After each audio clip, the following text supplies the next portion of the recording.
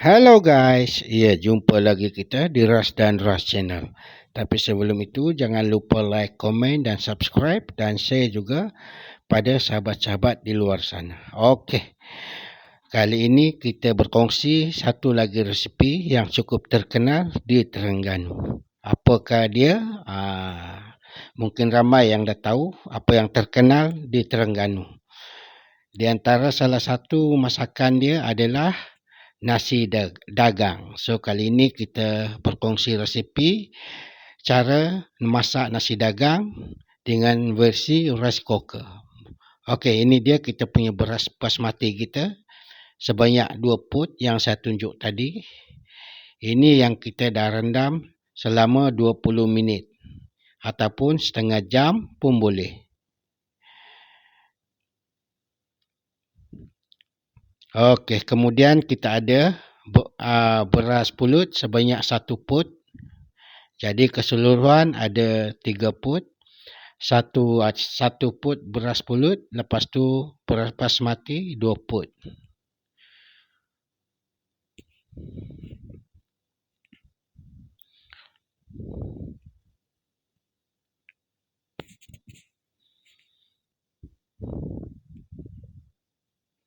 Kemudian kita masukkan hirisan bawang besar sebanyak 2 biji. Kemudian kita masukkan lagi hirisan halia sebanyak 1 inci. So terpulang pada sahabat-sahabat semua nak buat hirisan besar mana. Sama ada besar-besar, tebal-tebal, lebar-lebar, terpulang. Ikut cita rasa masing-masing.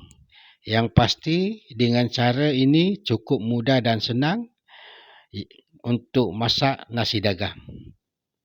Ini nasi dagang versi rice cooker. Kalau ikut resipi awal, okey, kita masukkan halba sebanyak 1 sudut teh.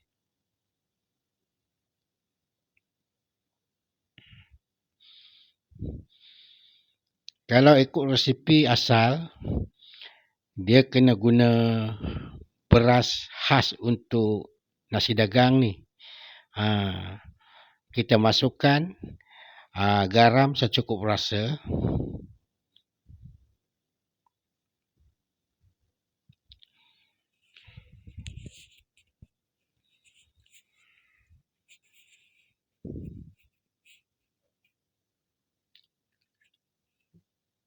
Lepas tu masukkan juga Ajinomoto secukup rasa. Jadi kalau resipi asal dia kita ulang balik, dia menggunakan beras khas untuk nasi dagang, lepas tu dimasak dengan cara mengukus ataupun dikukus. Tapi dengan cara yang saya buat ni menggunakan rice cooker. Kita masukkan air sebanyak 4 tin ataupun 4 pot.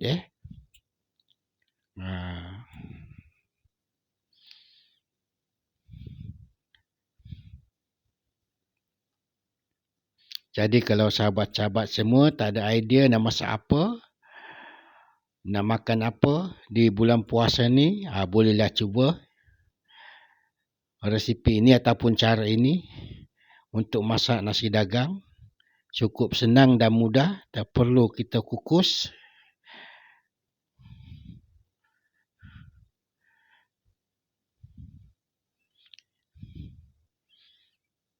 Air semua ada 4 tin ataupun 4 pot. Jadi kita gaul-gaul lagi bagi garam tu larut. Kemudian kita masukkan santan. Santan ni sukatan dia 100 ml. Kalau santan yang kecil tu, yang 200 ml tu kita ambil setengah sahaja. Kita gaul lagi bagi dia sebati bahan-bahan tersebut dan garam pun dah larut. Bolehlah kita masak macam biasa. Macam kita masak nasi biasa tu. Jadi cukup senang dan mudah. Kita tak perlu kejap-kejap pergi dapur untuk tengok kita punya nasi dagang. Alhamdulillah. Okey sahabat-sahabat semua, macam inilah kejadian dia. Kita punya nasi dagang berlaukkan ayam kari puri. Ha, ayam kari puri. Jadi kalau sahabat-sahabat nak tahu macam mana cara masak dan apa saja bahan-bahan ayam kari puri, nanti next time boleh tonton video saya. Tunggu. Jadi dah siap dah, tapi saya upload dulu macam mana cara masak nasi dagang versi rice cooker. Okey, ini dia yang kita dah plating. Saya nak tunjukkan nasi yang dalam periuk. Kita ketepikan dulu.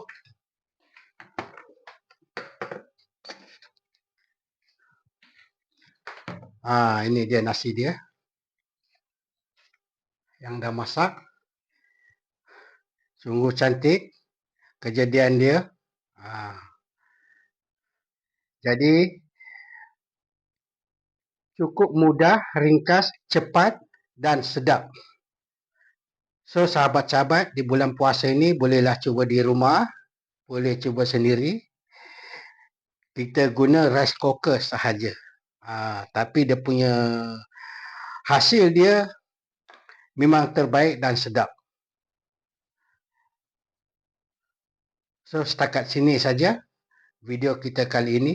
Semoga memberi inspirasi kepada sahabat-sahabat semua. Dan ini dia kita punya nasi dagang berlaukkan ayam kari puri. Jadi kalau original versi original nasi dagang lauk gulai ikan tongkol. Tapi terpulanglah kepada kita nak lauk apa pun boleh. Ikut cita rasa kita. Jadi tak perlulah orang kata nak ikut sangat yang versi original. Apa yang ada sahaja. Yang pasti nasi itu yang penting. Lauk nombor 2. Okey. Jangan lupa like, komen dan subscribe dan share juga pada sahabat-sahabat di luar sana. Nantikan resipi saya yang akan datang iaitu ayam kari puri. Ayam kari puri. Okey. Assalamualaikum. Selamat berbuka puasa.